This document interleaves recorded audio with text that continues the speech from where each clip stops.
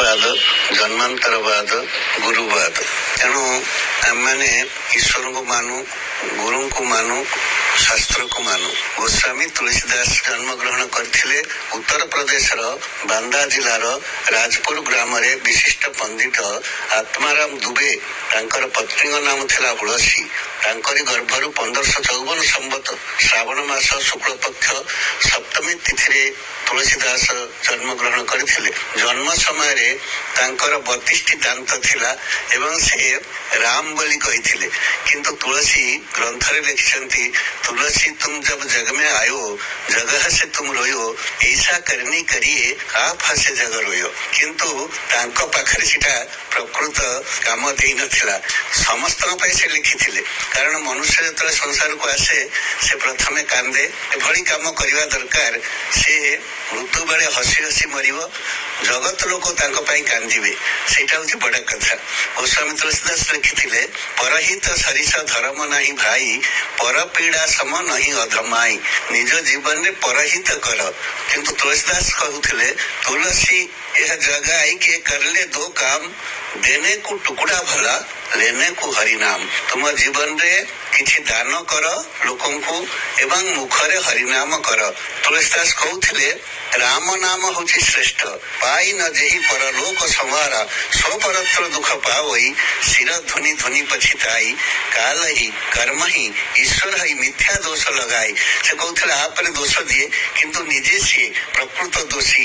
ମନୁଷ୍ୟ ଶରୀର ମିଳିଛି ମାନେ ତାକୁ ଅମୃତ ମିଳିଛି, କିନ୍ତୁ ସେ ତା ବଦଳରେ ବିଷୟକୁ ନେଇଛି। ସେଇଥିପାଇଁ ସେ କହୁଥିଲେ, ମନୁଷ୍ୟ ଆଜି ସଂସାରରେ ଶୋଇଛନ୍ତି। ଜୀବ ସେତେବେଳେ ଜାଗିଲା ବୋଲି ଜାଣିବ ଯେତେବେଳେ ବିଷୟ ବିଳାସ ପ୍ରତି ତାର ବୈରାଗ୍ୟ ଆସିବ। ଭଗବାନଙ୍କର ନାମକୁ ବିସ୍ମରଣ ହବା ହିଁ ବିପଦ।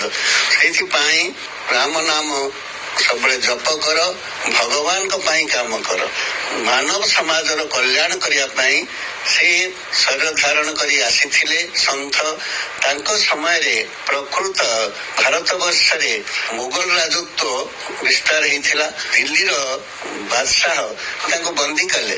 ବନ୍ଦୀ କରିବା ପରେ ପ୍ରକୃତ ମର୍କଟ ମାନେ ଆସି ସେ ରାଜାଙ୍କୁ ଏଭଳି ଅଥୟ କଲେ, ଯଦ୍ୱାରା କି ସେ ତୁଳସୀଦାସଙ୍କୁ ଖୋଲିଦେଲେ। ଏବଂ ତୁଳସୀଦାସକୁ ଭଗବାନ ଶଙ୍କରଙ୍କର ଦୟା ଥିଲା। ସେ ତେଣୁ এই ରାମଚରିତ ମାନସ ଗ୍ରନ୍ଥକୁ ଲେଖିଲେ। ଏ ଗ୍ରନ୍ଥ ଦ୍ୱାରା ସେ ଚିରଞ୍ଜୀବୀ ହେଇ ରହିଯାଇଛନ୍ତି। ଯେତେ ଦିନ ମାନବ ସମାଜ ଥିବ ତାଙ୍କୁ କଦାପି ଭୁଲି ପାରିବ ନାହିଁ। ସନ୍ଥ ସେୟାକୁ କୁହାଯାଏ, ସେ ନିଜ ଜୀବନକୁ ଉତ୍ସର୍ଗୀକୃତ କରିଦିଏ ପରହିତ ପାଇଁ। ପରପୀଡ଼ା ଠାରୁ ଅଧମ କାର୍ଯ୍ୟ କିଛି ନାହିଁ। ତେଣୁ ପରହିତ ଠାରୁ ଧର୍ମ ବୋଲି କାହାକୁ କିଛି ନାହିଁ।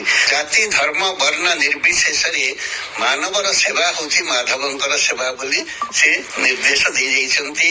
ତାଙ୍କ ଗ୍ରନ୍ଥରୁ ପ୍ରଥମେ ଆରମ୍ଭ ହେଇଛି ବର୍ଣ୍ଣ, ଶେଷରେ ସରିଯାଇଛି ମାନବା।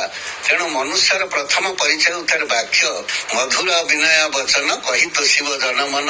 ତାଙ୍କର ଶିକ୍ଷାର ପ୍ରଥମ ଶିକ୍ଷା ହଉଛି ମନୁଷ୍ୟ ବାକ୍ୟ ଦ୍ୱାରା ମଧୁର କଥା କହୁ ଏବଂ ସମସ୍ତଙ୍କର ପ୍ରୀତିଭାଜନ ହଉ କଥା ଦ୍ୱାରା।